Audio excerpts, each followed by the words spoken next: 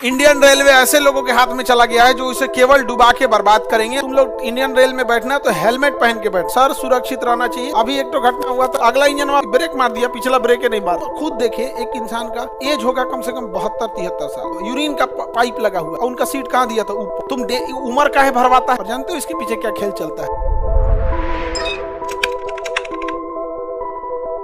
अभी Indian railway सबसे चौपट है, जिसका केवल और केवल ये कारण है कि अयोग्य लोगों के हाथ में आप कुछ भी दे दीजिएगा तो उसे बर्बाद कर देंगे। राजा अगर सिंहासन पे बैठकर राजा है तो वो राजा ज्यादा दिन नहीं रहेगा। राजा के अंदर वो क्वालिटी हो कि जहां बैठे वही सिंहासन हो, उसके लिए उतनी योग्यता होनी चाहिए उस व्यक्ति के अंदर।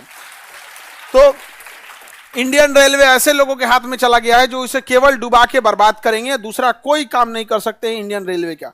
ये एक दुनिया का एकमात्र ऐसा इंडियन रेलवे डिपार्टमेंट है जिसके कस्टमर की कोई कमी नहीं है।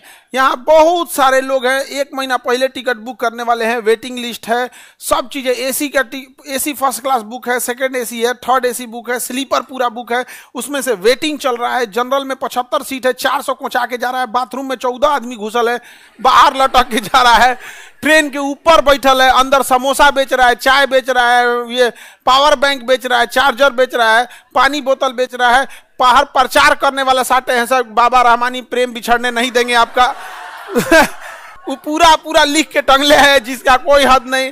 रेलवे स्टेशन पे देखिएगा तो टिकट बिक रही है, वहां पर भी समोसा चाय सब बिक रहा है। इतना सब होने के बावजूद, कस्टमर से खचाखच मारने के बावजूद इन कोढ़ियों से कुछ नहीं हो रहा है। समझ में आ गया कि नहीं आ गया? इनसे कुछ नहीं हो पा रहा है। तो अभी अब एक ऐसा डिपार्टमेंट है जो आनहर हाथी की तरह चल रहा है। कैसे चल रहा है?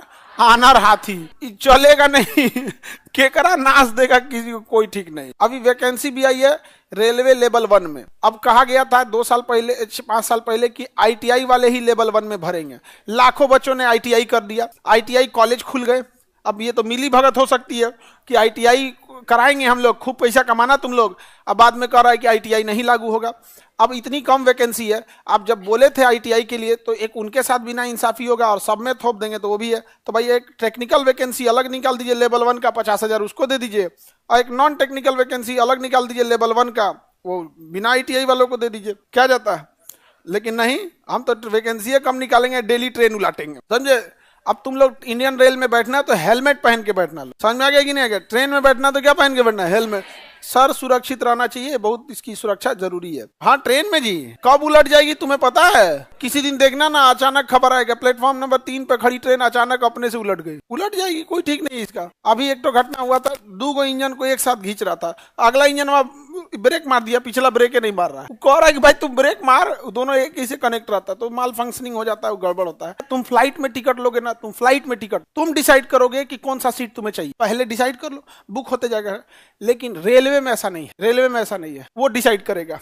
और जानते हो इसके पीछे क्या खेल चलता है? जो तुम्हारे हिसाब से उसका डिसाइड हो जाएगा, जो तुम्हारे हिसाब से नहीं उसका नहीं। बोर्डिंग सिस्टम कर दो भैया, जो टिकट बुक किया है। फ्लाइट में कैसे होता है, हमको विंडो सीट चाहिए कि बीच वाला सीट चाहिए, कहाँ चाहिए, आगे पीछे कैसा सीट चाहिए, नहीं समझ में आ गया? जहां सीट लेना है ले ले, ऐसा इस लोग में नहीं है। इंडियन रेलवे कुछ नहीं हो सकता है क्योंकि जिनके हाथ में है ना वो चौपट, इनके हाथ में एकदम पूरी तरह से चौपट है। कोई हाँ सीनियर आदमी, हम खुद देखे, एक इंसान का एज होगा कम से कम 72-73 साल और मरीज थे वो, मरीज, और उनका ना वो यूरिन का पाइप लगा हुआ था। सोचो उनको अगर लेके जा रहा था, उनका सीट कहाँ दिया था? ऊपर भैया नीचे किसी और का था। यहाँ पे उनको हम कहें कि भाई साहब थोड़ा आप ही इनको दे दिए, तो कहे भैया हम खुदे मरीज हैं। तो हम कहे भाई तो बात सही कर रहे हैं। तो फिर हमारा सीट था, अब इधर कहीं हम कानपुर जा रहे थे, स्वामी ब्रह्मानंद पुरस्कार जब मिल रहा था तो ट्रेन से जाना था, तो ट्रेन उस एरिया में हमीरपुर में ना फ्लाइट वगैरह नहीं है। तो हम कहे कि भाई आप एक काम कीजिए, तो हमारे यहाँ जी हम ऊपर चढ़ जाते हैं। सोचिए मरीज को दे दिया सीट, कहाँ पे? वो बेचारा यूरिन पाइप लगा ले, कैसे लेके ऊपर जाएगा? 75 साल का आदमी को तो पहले मरीज हो या ना हो उसको ऊपर दे ले बिना क्या जरूरत है?